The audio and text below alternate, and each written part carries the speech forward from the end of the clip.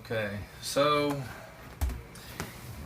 I think I'm gonna try something new to keep photography fun.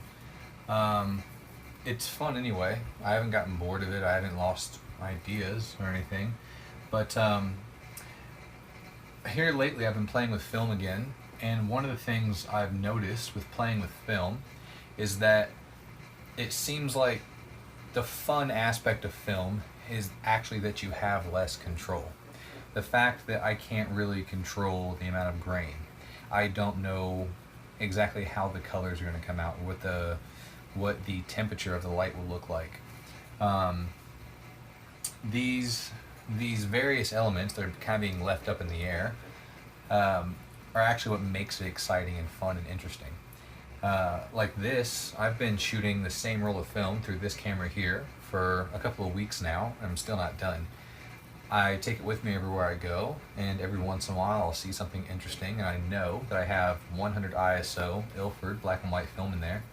I think it's Pan 100, and if I see something that I think might look interesting with black and white and a 38mm lens, I'll take a shot.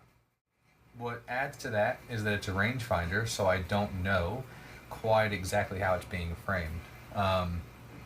It's very reminiscent of why so many people like the Holga cameras or the Diana cameras. It's because they're cheap plastic little things with plastic lenses and vignetting, and there's really no fine tuning of shutter speed or aperture or things like that. You've got like a couple of choices and that's it.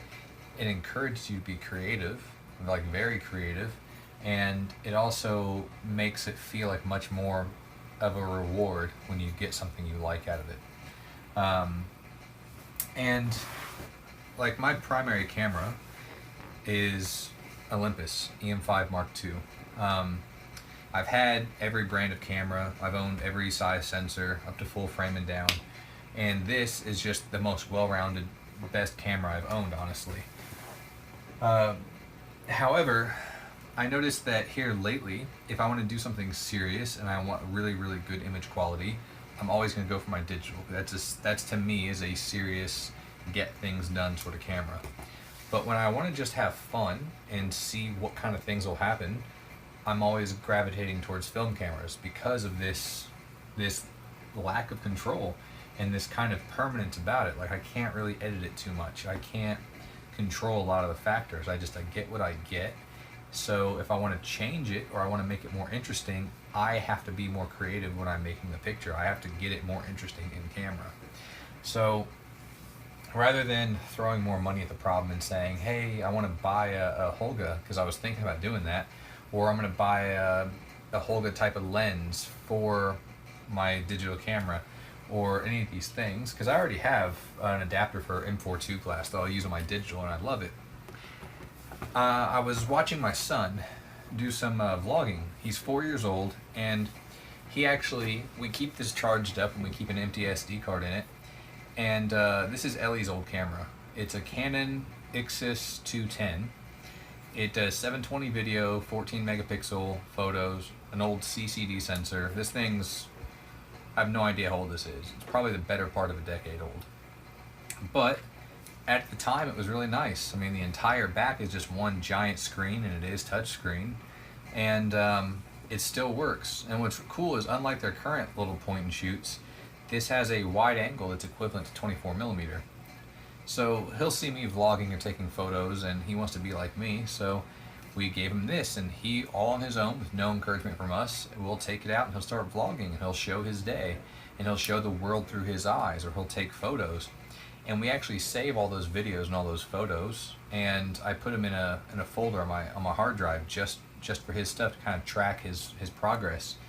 And what's interesting is that even though he's 4, he has taken some photos that I actually genuinely really like. I think they're very interesting, cool photos, and a kind of an artistic, crazy, like that's awesome. That perspective, that point of view, just that's something I wouldn't have thought to do.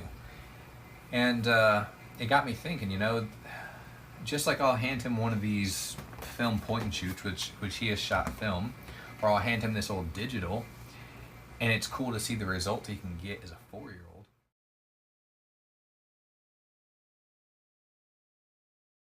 Or the fact that we will spend money on film, we will spend money on specialty cameras just for the creative, artistic, or different aspect of it.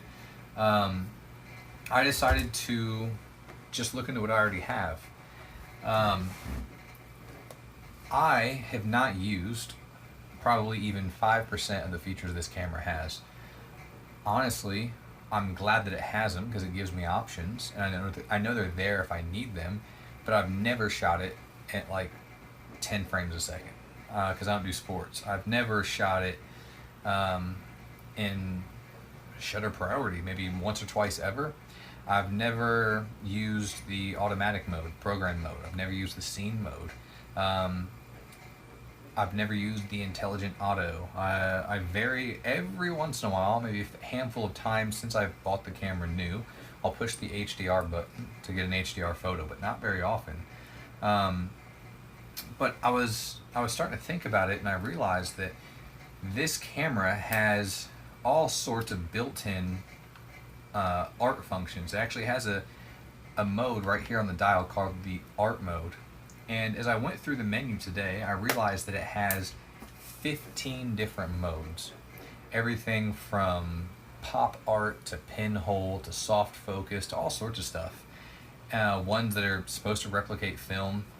And in each of those categories, there's several sub options for how you want to balance out the colors or the contrast or the shadows. You can then further refine it however you want. But where I realized that a majority of them are just kind of, no offense to anybody, but my taste, they're kind of crap and they're useless. It had several functions that actually looked pretty cool. Several things that when I saw it, I liked the look of it. I liked the way it was handling the contrast and the color and the sharpness. I liked the way what it would do with the edges, various little things. And so I've decided that here lately I've been having a lot of fun with my film cameras. I've decided that I'll still keep the film cameras with me, of course, but I'm actually going to, for the first time in a long time, I'm going to take this camera out of aperture priority, which is what I primarily shoot in, and I'm going to put it in art. And I'm going to spend either one day or 1 week in each of the art modes that I find interesting. I'm not going to use the ones that I don't like. Or maybe I'll change my mind, maybe I will.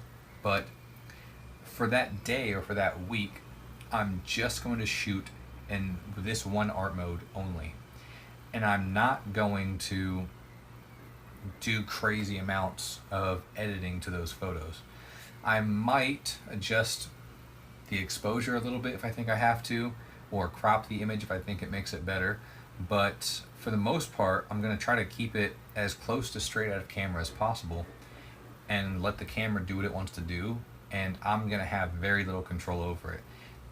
What I'll have to do to get interesting photos is I'm going to have to be creative. I'm going to have to start coming up with solutions to problems without going into all the manual functions I'm used to going into.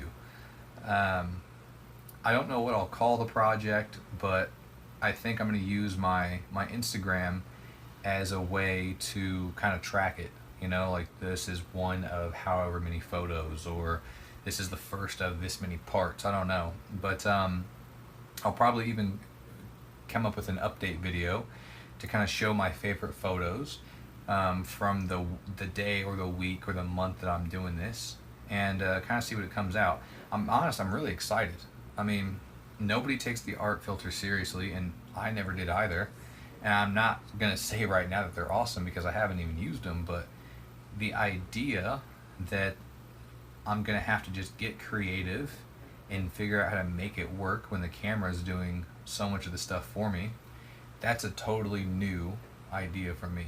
I'm used to like shooting either aperture priority or full manual all the time, and shooting in either RAW, or here more lately I made a video about it, I'll shoot in JPEG, but I keep it in basic, like natural colored JPEG, and I do any editing I want to do in post.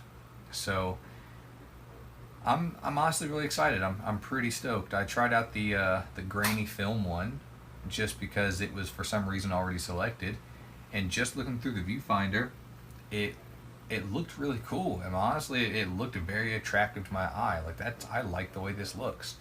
Then I switched it over to pinhole, and I was kind of looking through the viewfinder, and it's like, this is honestly pretty cool. So I don't know. I encourage you to also do the same. If you're a serious shooter, you've got a serious camera, maybe take advantage of some of those less serious functions and just try to have fun with it. Don't buy a new lens, don't buy more adapters, don't buy a new post-processing software.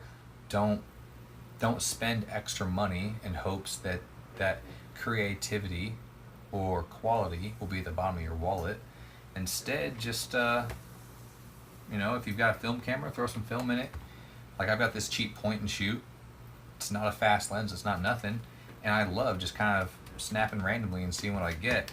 And now I've already have this camera. I've had it for a long time, and for the first time ever, I'm gonna use functions that I honestly forgot and barely even knew that it had, and I'm really excited to see the results. So